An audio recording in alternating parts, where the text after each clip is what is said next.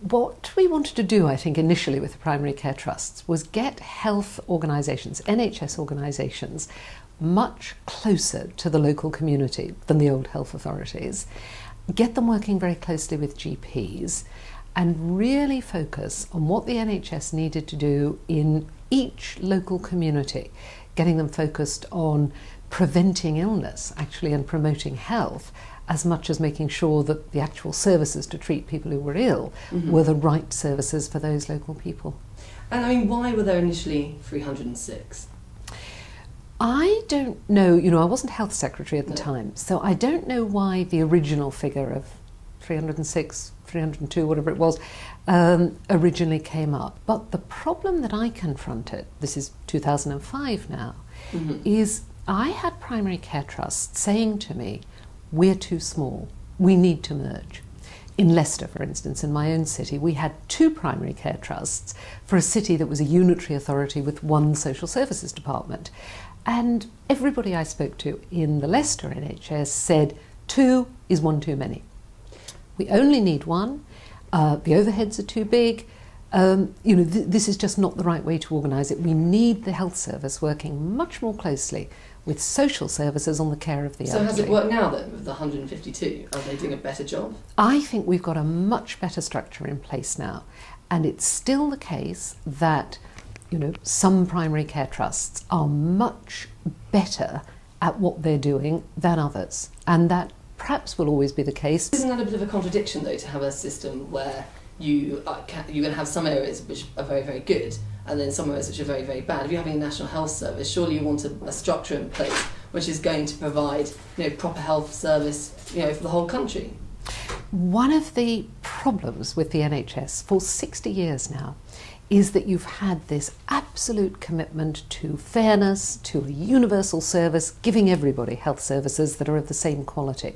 But the reality has been very variable services. You've had some of the poorest areas in the country with some of the worst GP services. Remains a problem today. So if you've always had the variation, sorry to cut in there, why sort of bring in PCTs in the first place? Why not stick with the district health authorities or regional health authorities, which you've had? If you can always have contradiction, why always change?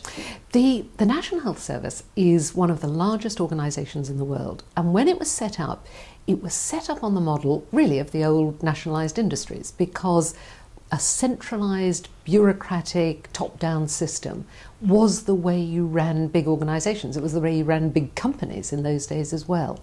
Actually, the way you run organisations has changed fundamentally in the modern world, partly because customers, patients, the people you're looking after, are much more demanding, and they want a much more personal service than anybody thought possible or necessary 60 years ago, or even a lot less. Labour has effectively gone full circle. You've had 6 major waves of reform.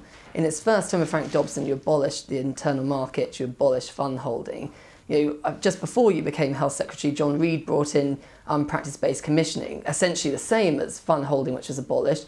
And now we've also got patient choice, which is effectively creating competition, the same as the internal market. We have effectively gone full circle. We're back to where we started. The PCTs are virtually exactly the same as the district health authorities. Well, I've no doubt at all that we could have got to where we are now even quicker. And, hindsight... Well, you could have got there quicker by just not changing what you had in the late 90s. Well, let me just make the point. We could have got to where we are now quicker, and with the benefit of hindsight, it's easy to see that. But what I don't accept is that we've ended up in the place where we were in the late 90s. We simply haven't. You talk about... So how is practice-based commissioning different from fund holding? Fund holding was a minority of GPs. It was never universal. And what it did was give patients of fund holders faster treatment and queue jumping at the hospitals where they were being cared for. What we've got with practice-based commissioning is all GP practices involved in it, and actually a much more effective system as it matures for the GPs to make sure, for instance, that they're concentrating on people with long-term conditions. So if you're saying that we should have done things faster, it would have perhaps been better to have taken fund holding further in your first term rather than waited 10 years scrapping it and then bringing it back in 2004? Well, I think it would be lovely, with the great wisdom of hindsight, to say, could we have moved directly from fund holding to practice-based commissioning? Maybe we could, maybe we couldn't. I have to say it's all completely hypothetical. And remember... But ideally you would... Well, remember that what we were focusing on 10 years ago was what the patients were most concerned about, which wasn't fund holding or practice-based commissioning. It was the fact that they were having to wait 18 months or 2 years for a hip replacement, and that was only counted from when they went on the waiting lists. So all the focus in the early years, and quite rightly in my view, was on getting the changes, the new capacity, the independent sector treatment centres, the patient choice, which are all the things that have slashed the waiting times and will mean by the end of this year we will have, for most patients with most conditions, nobody waiting more than 18 weeks, and for most people far less, from the GP referral to the hospital treatment. Not just going on the list to the hospital treatment, the whole thing end to end.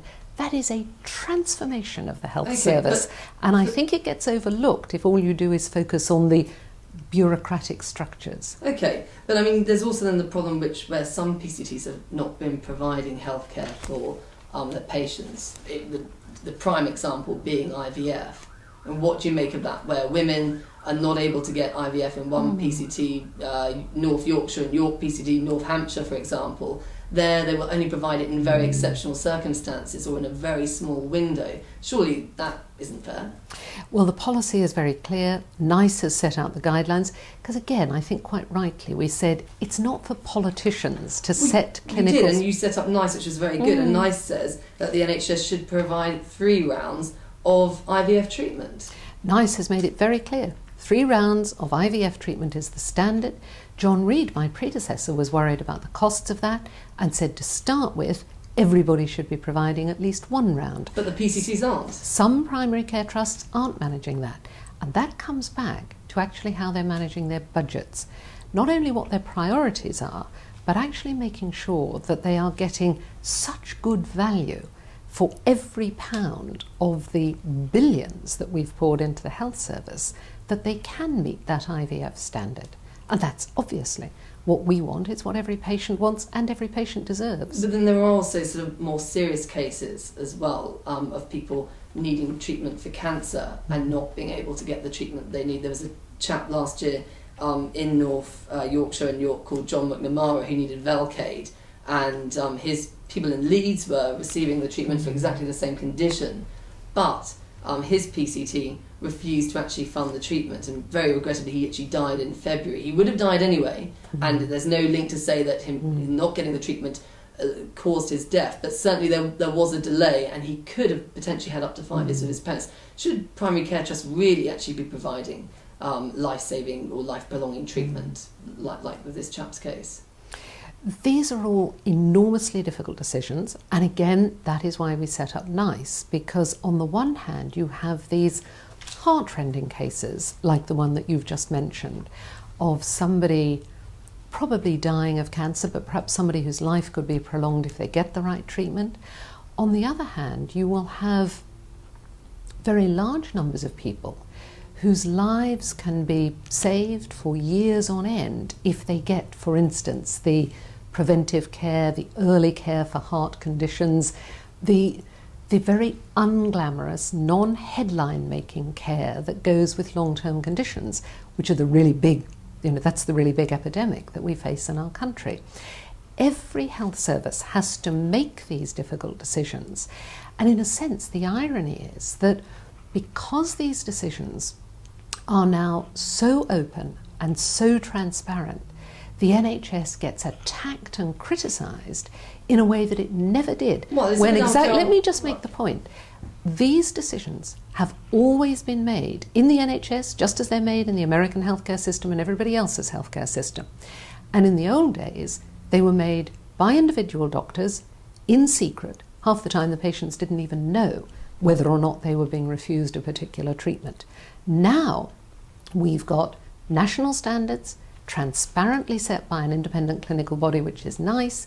We've got an open system of appeals through the local primary care trust if something's being denied locally.